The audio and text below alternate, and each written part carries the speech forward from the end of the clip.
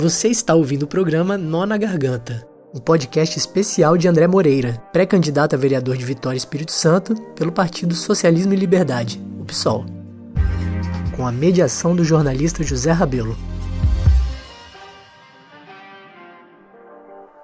Primeiramente, queremos dar as boas-vindas a todos e todas e agradecer a audiência desta que é a edição número 1 do podcast Nó na Garganta, o podcast do pré-candidato a vereador por Vitória pelo PSOL, André Moreira. Eu sou José Rabelo, jornalista, e vou bater um papo com o André. Neste programa de estreia, vamos falar sobre os impactos da Covid em Vitória. Nas últimas semanas, o Espírito Santo rompeu a marca trágica de 3 mil mortes e mais de 100 mil casos. Casos confirmados de doença em Vitória também cresceram. A gente já tem perto de 14 mil casos em Vitória. André, antes de entrar no tema em si, eu gostaria que você explicasse ao público, primeiramente, por que o título desse podcast é Nó na Garganta. Ei Zé, bom dia, boa tarde, boa noite aí quem estiver ouvindo a gente. A ideia do Nó na Garganta é o seguinte: todo mundo está sentindo uma certa pressão por conta dos últimos acontecimentos, por conta do último ano no Brasil e no mundo. Então, esse nó na garganta é a sensação que a gente tem quando a gente pensa no que aconteceu com o George Floyd lá nos Estados Unidos. Isso que acontece lá, acontece aqui, né, Zé? A gente pode citar só nesse ano aquela senhora presa em São Paulo, o policial, sem nenhum constrangimento, pisou no pescoço dela depois de quebrar a perna dela, se manteve ela imobilizada, pisando no pescoço. Essa imagem é muito presente na vida da gente e tudo isso dá na gente essa sensação do nó na garganta, de que a gente precisa dizer alguma coisa para a gente desatar e para a gente falar sobre isso que está afligindo o brasileiro e a brasileira, principalmente dentro desse contexto da pandemia. Entendi. Ô André, então aqui falando já de um nó que está na garganta, essa história do uso da hidroxicloroquina e dos seus associados, que tem sido usado de uma forma, vamos dizer assim, responsável, porque a gente sabe que não existe comprovação científica para o uso dessas drogas. E você, como fez já em outras épocas, sempre com esse perfil denuncista, recentemente denunciou o outdoor em Vitória como Bolsonaro, como garoto propaganda, recomendando o uso da hidroxicloroquina. A gente sabe que muita gente acompanhou a repercussão desse episódio, dessa denúncia, e isso resultou na retirada do outdoor, mas eu acho que muita gente não acompanhou, não entendeu muito bem o que aconteceu. Eu queria que você explicasse exatamente o episódio do outdoor em Vitória. Então, Zé, o que aconteceu? A gente vem acompanhando uma disseminação de outdoors aqui em Vitória. São outdoors de apoio a Bolsonaro, exatamente no momento que Bolsonaro estava mais fragilizado, né? E a gente entendeu que esses outdoors, todo mundo está entendendo isso, eles não são outdoors de várias pessoas apoiando. Isso é uma estratégia dos bolsonaristas capixabas de dizer que Bolsonaro tem um grande apoio no Espírito Santo, quando na verdade ele estava perdendo o apoio entre os capixabas. E aí eles assinam esses outdoors como a turma de medicina do ano tal, como os capixabas estão com Bolsonaro, ou então a cidade tal está com Bolsonaro, mas eles exageraram inclusive nessa estratégia que já é uma estratégia de divulgação de mentira, né? Mas eles exageraram quando eles associaram a imagem de Bolsonaro ao uso da cloroquina, e a cloroquina a uma suposta eficácia no tratamento precoce da Covid. A gente defende o tratamento precoce da Covid com coisas que são cientificamente comprovadas. Então a gente entendeu que ali eles tinham violado a lei, e eles não têm nenhum problema em violar a lei, como a gente vai ver aí, né? Eles violam a lei descaradamente.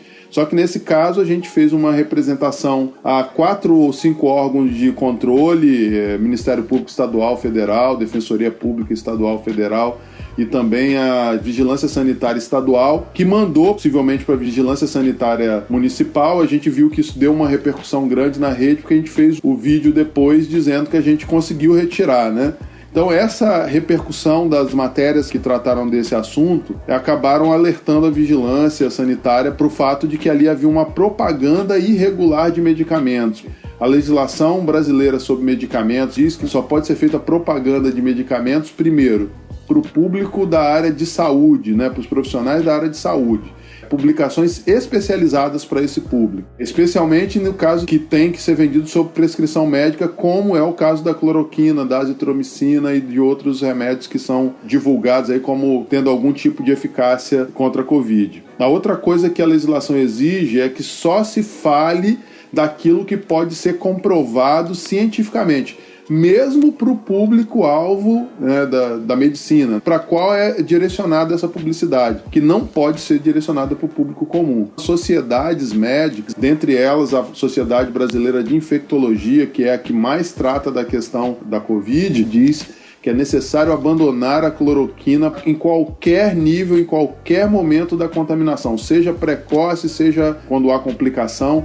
Então, os médicos que estudam e que são especialistas na área de infectologia estão dizendo que é um absurdo fazer qualquer propaganda da cloroquina associada ao tratamento da Covid. Então, a gente fez a petição, a Vigilância Sanitária determinou a retirada do outdoor daquele espaço ali. Então, foi isso que aconteceu. Agora, André, para além do outdoor, além do Bolsonaro também como garoto propaganda, a gente já tem mais um garoto propaganda aqui, que é o senador Marcos Doval, né? Porque recentemente também ele recebeu parte desse recurso, 11 milhões, ele mesmo disse nas redes sociais, para compra de hidroxicloroquina e de outras drogas que podem ser usadas, segundo eles, para combater a Covid, disse que iria distribuir e começou a fazer essa distribuição. E teve esse episódio que chamou a atenção, que é essa distribuição envolvendo a Igreja de Vitória, né? A Igreja Católica de Vitória. Parece que foram 2.000 comprimidos distribuídos, é isso? Eu queria que você explicasse melhor essa outra polêmica envolvendo o senador Marcos Doval e essa distribuição também um tanto polêmica de medicamento. A gente não sabe exatamente como está sendo feita essa distribuição, mas a gente sabe que existe uma grande pressão do senador para que esse medicamento seja distribuído de forma, na minha opinião, até irresponsável, pelo que eu tô vendo, né? Zé, deixa eu te falar, a gente já sabia aí há uma semana, né? A gente já estava identificando que haveria essa distribuição lá na Igreja Santa Rita. A gente não tinha como afirmar categoricamente, mas parece que o Marcos Doval se envolveu aí numa disputa, inclusive com o arcebispo, né, o Dom Dário, e confessou que ele fez distribuição de medicamento, que pela legislação da Anvisa é medicamento de uso sob prescrição médica, não pode ser vendido nem propagandeado, nem entregue, né, nem distribuído de forma ampla. Preciso ter um médico que identifica a necessidade do uso e que deve acompanhar o tratamento. E o senador Marcos Doval cometeu mais uma irregularidade, não é a primeira dele, a gente sabe que o Marcos Doval já teve condenação contra ele por fake news, mas ele não para por aí, né, Zé? É um problema, esse rapaz é um problema, porque essa distribuição de 2.000 kits de, pelo que se sabe, hidroxicloroquina, azitromicina e ivermectina, é um remédio, é um vermífugo, né? Então talvez possa ser comprado sem a necessidade de uma receita médica. Mas as outras duas, nós temos um remédio que só pode ser vendido sob prescrição médica, e um outro que, além de ser vendido sob prescrição médica, é um antibiótico que tem aquela venda restritíssima, que a gente sabe. Quando a gente tem uma receita de antibiótico, a gente tem que ir na farmácia, o farmacêutico pega nosso documento, anota os nossos dados, fica com uma segunda via da receita e registra, porque o antibiótico é vendido só sobre esse tipo de cuidado, né? Esse cara é um irresponsável. Tem que processar esse sujeito. Nós vamos tomar medida contra ele porque ele está gastando, primeiro, dinheiro público, mandou para os municípios com a condição de que os municípios gastassem esse dinheiro comprando cloroquina. Por que ele quer a compra de cloroquina especificamente? Por que ele não mandou o dinheiro para os municípios, que os municípios comprarem medicamento de pressão?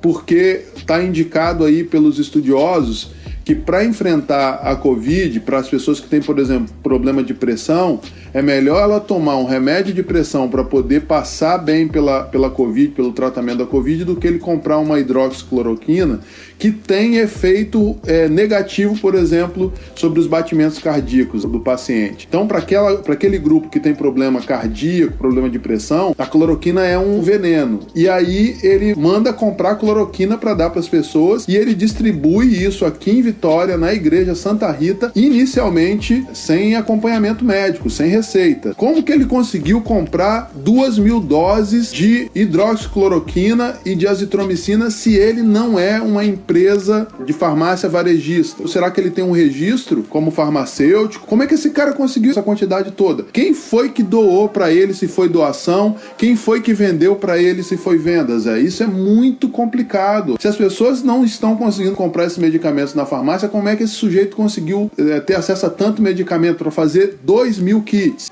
Que só não foram distribuídos todos porque Dom Dário foi responsável e falou: vamos dar para os médicos distribuírem para as pessoas que realmente necessitam e que vão ter acompanhamento médico. É importante, Zé, a gente falar para as pessoas que tomar qualquer medicamento sem acompanhamento médico é aquilo que a gente chama de automedicação. Os médicos contraindicam a automedicação e um senador da República, um sujeito que deve ter responsabilidade pública mais ampla, inclusive, do que o cidadão comum, ele me faz distribuição de medicamento de forma política, negando às pessoas esse direito que elas têm do acompanhamento médico ou de um outro profissional de saúde e usando dinheiro público para compra de medicamento que não é eficaz para a Covid. Já tem manifestação das sociedades médicas dizendo: não usem hidroxicloroquina para a Covid, gastem o dinheiro com coisas importantes como respirador, aumento dos leitos, medicamento adequado às pessoas que têm comorbidade. E isso é que deve ser feito. Então, vamos ter que cobrar desses Marcos Duval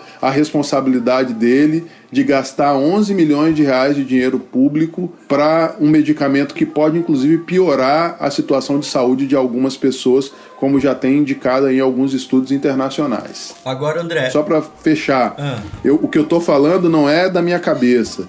Isso está na decisão tomada pelo STF no julgamento de uma das ações diretas de inconstitucionalidade que trataram daquela MP do Bolsonaro, que é a 966, com a qual o Bolsonaro queria tirar a responsabilização dos agentes públicos no período da Covid por erro. O STF deu uma decisão dizendo o seguinte: para que os agentes públicos não sejam responsabilizados por erro, todas as medidas que ele adotar, ele tem que estar baseado em critérios científicos reconhecidos por entidades de reconhecimento nacional ou internacional no tema, como, por exemplo, a Sociedade Brasileira de Infectologia ou internacionalmente, como é o caso da OMS. A gente está chegando ao final do programa. Eu acho que foi importante toda essa discussão que você trouxe, e eu queria que você convidasse as pessoas para o próximo, né? Eu acho que inclusive esse é um assunto que ainda vai dar muito pano para manga, a questão da pandemia, porque ela está no dia a dia das pessoas, ela faz parte da vida das pessoas,